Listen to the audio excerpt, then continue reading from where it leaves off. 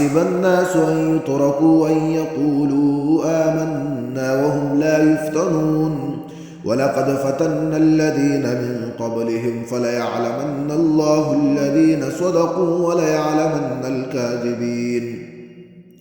أم حسب الذين يعملون السيئات أن يسبقونا ساء ما يحكمون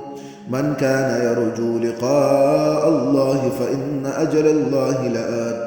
وهو السميع العليم ومن جاهد فإنما يجاهد لنفسه إن الله لغني عن العالمين والذين آمنوا وعملوا الصالحات لنكفرن عنهم سيئاتهم ولنجزينهم أحسن الذي كانوا يعملون ووصينا الإنسان بوالديه حسنا وإن جاهداك لتشرك بي ما ليس لك به علم فلا تطعهما إلي مرجعكم فأنبئكم بما كنتم تعملون والذين آمنوا وعملوا الصالحات لندخلنهم في الصالحين ومن الناس من يقول آمنا بالله فإذا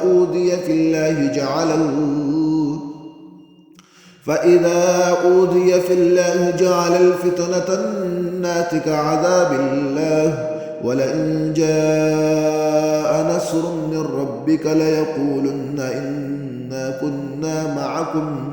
أوليس الله بأعلم بما في صدور العالمين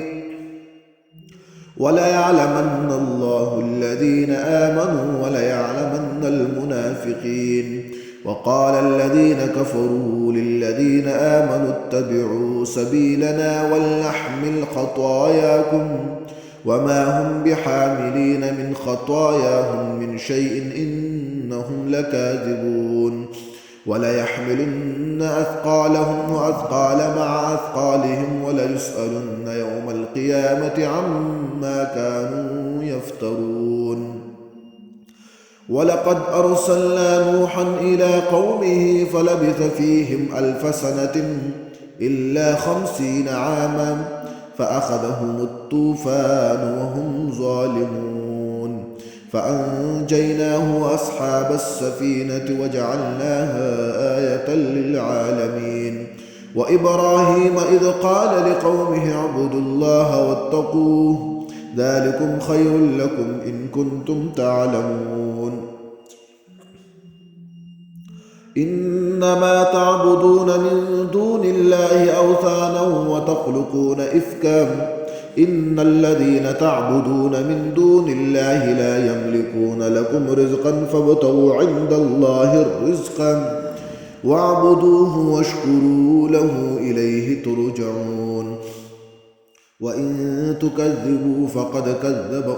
من قبلكم وما على الرسول إلا البلاغ المبين أولم يروا كيف يبدئ الله الخلق ثم يعيده إن ذلك على الله يسير قل سيروا في الأرض فانظروا كيف بدأ الخلق ثم الله ينشئ النشأة الآخرة إن الله على كل شيء قدير يعذب من يشاء ويرحم من يشاء وإليه تقلبون وما أنتم بمعجزين في الأرض ولا في السماء وما لكم من دون الله من ولي ولا نصير والذين كفروا بآيات الله ولقائه أولئك يئسوا من رحمتي وأولئك لهم عذاب أليم فما كان جواب قومه إلا أن قالوا اقتلوه أو حرقوه فأنجاه الله من النار إن في ذلك لآيات لقوم يؤمنون وقال إنما اتخذتم من دون الله أوثانا مودة بينكم في الحياة الدنيا ثم يوم القيامة يكفر بعضكم ببعض ويلعن بعضكم بعضا ومأواكم النار وما لكم من ناصرين فآمن له لوط وقال إني مهاجر إلى ربي إنه هو العزيز ووهبنا له إسحاق ويعقوب وجعلنا في ذريته النبوة والكتاب وآتيناه أجره في الدنيا وإنه في الآخرة لمن الصالحين ولوطا إذ قال لقومه إنكم لتأتون الفاحشة ما سبقكم بها من أحد من العالمين أئنكم لتأتون الرجال وتقطعون السبيل وتأتون في ناديكم المنكر فما كان جواب قومه إلا أن قالوا ائتنا بعذاب الله إن كنت من الصادقين قال رب انصرني على القوم المفسدين ولما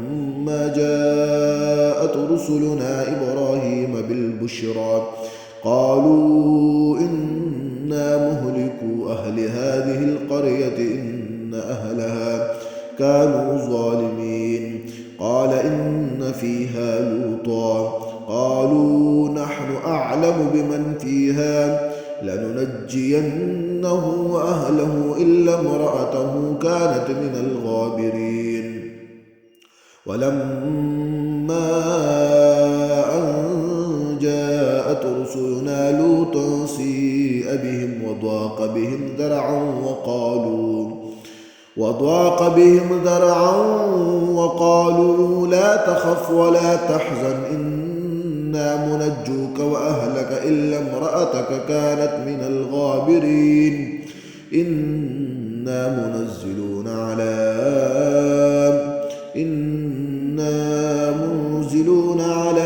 أهل هذه القرية رجزا من السماء بما كانوا يفسقون ولقد تركنا منها آية بينة لقوم يعقلون وإلى مدين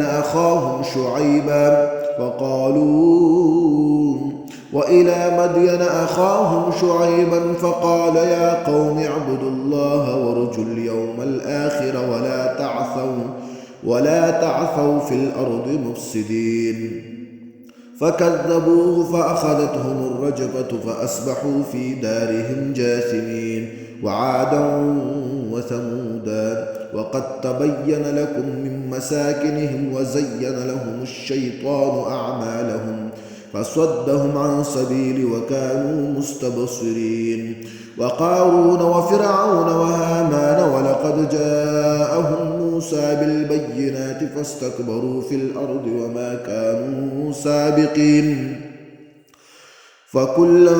أخذنا بذنبه فمنهم من أرسلنا عليه حاسبا ومنهم من أخذته الصيحة ومنهم من خسفنا به الأرض ومنهم من أغرقنا وما كان الله ليظلمهم ولكن كانوا أنفسهم يظلمون مثل الذين اتخذوا من دون الله أولياء كمثل العنكبوت اتخذت بيتا وإن